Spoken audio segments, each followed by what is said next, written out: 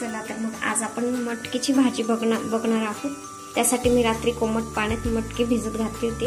आता ती 2 ते 3 पाण्याने धुवून घेऊयात। आता मटकी मी 2 ते 3 पाण्याने स्वच्छ धुवून घेतली आहे। आता बघूयात पुढची प्रोसेस। मटकीसाठी लागणारे साहित्य: बारीक चिरलेला लसूण, बारीक चिरलेली कोथिंबीर, थोडेसे शेंगदाणे,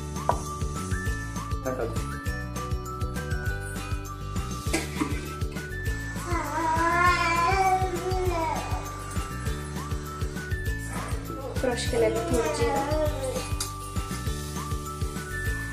मोहरी,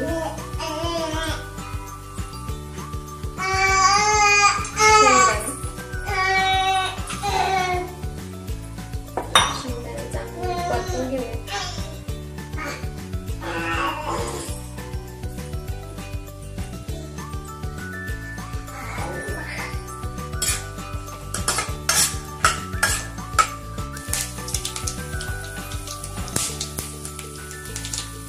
बारीक चिरलेला लसूण, थोडं हिंग,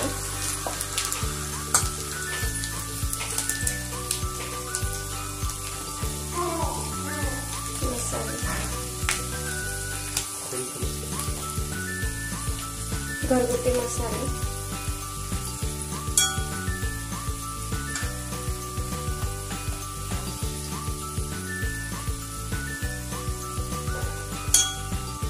थोडंसं मीठ। आपण मीठ वरून पण घालणार आहोत।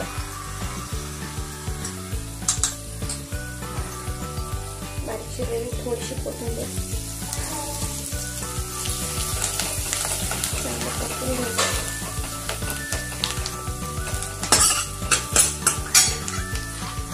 आता आपण मटकी घालू।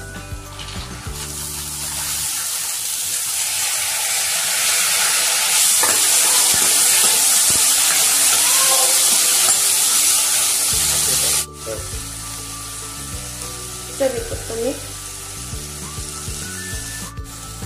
आता यावर झाकण ठेवूया। 5 ते 10 मिनिटांनी आपण बघूयात।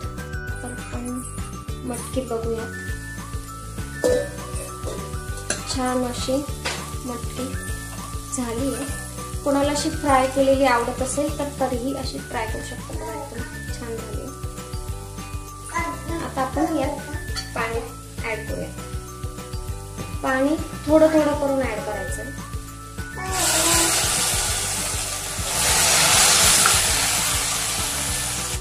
आता यात मी मटकीसाठी आधीच थोडंसं पाणी गरम करून घेतलं होतं। पाणी गरम केल्यामुळे मटकी छान लवकर शिजते आणि चवही छान लागते भाजी। परत झाकण ठेवूया। चला आता आपण भाजी बघूया।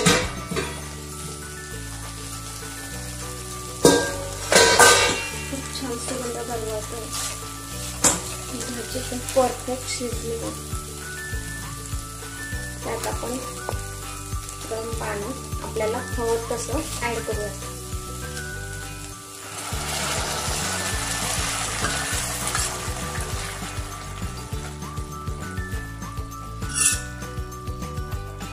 अजून 5 ते 10 मिनिटं भाजी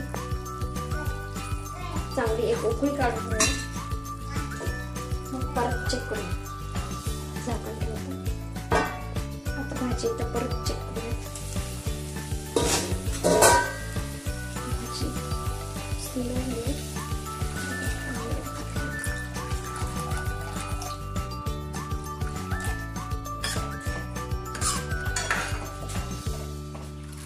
आता यात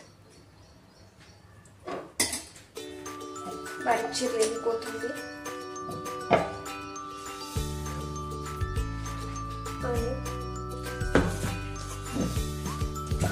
शेंगदाण्याचं कूट बारीक तळून घेतले।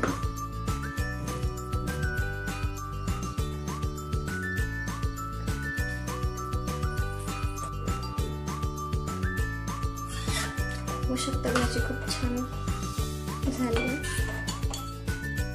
शेंगदाण्याचं कूट टाकल्याने भाजीला चवही चांगली येते आणि भाजी थोडीशी घट्ट होते। छान रेडी झाली.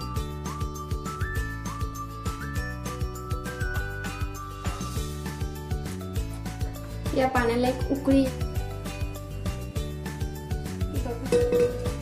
भाजीला आता छान उकळी फुटली आणि भाजी एकदम छान रेडी झाली. तुम्ही पण अशी भाजी बनवा, ट्राय करा.